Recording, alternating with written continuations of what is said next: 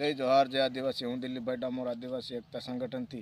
આપણે વાત આજે એ મુદ્દાની કરવાની છે કે આપણો ભારત દેશ ખેતી આધારિત દેશ છે, ના કે કોઈ કંપની ફેક્ટરી ઉપર ચાલતો દેશ છે। સરકાર શરીરને ધ્યાને રાખી અને અત્યારે ખેતી ઉપર ધ્યાન દેવું જોઈએ અને 18 વરણ ખેતી કરે છે। એવું નથી કે આપણે ગમે એ વસ્તુ એક જ વરણ ખેતી કરતા હોય ને 18 વરણો માટે આપણે કહેવાનું છે કે ખેતી કરતા હોય અને આપણે કોઈ પણ જાતની લોન લેવી 1 લાખ 2 લાખ રૂપિયાની તે અન્ય ફજેટા કરવા પડે ત્યારે લોન મળે છે। બાકી કંપની હજારો લાખો કરોડો રૂપિયા લે છે, એને લોન ફટાફટ કરી આપે છે। એ સરકારની બેદરકારી છે। અત્યારે ખેડૂતોને કાયદાસર કોઈ પણ કાર્યમાં લોન જોતી હોય તો સેકન્ડમાં કરી આપવી જોઈએ, પણ સરકારશ્રી એવું નથી કરતી। સરકારશ્રી જાણે છે કે આ ખેતી આધારિત દેશ છે, ખેતી વગર આ દેશ ચાલે નથી। આખો દેશ ખેતી ઉપર ચાલે છે, ના કે કોઈ કંપની કે ઇન્ડસ્ટ્રી ચાલે છે। આ ખેતી આધારિત છે, ખેતી ઉપર ચાલે છે અને ખેડૂતો કોઈ પણ 18 વર્ષના ખેડૂતોને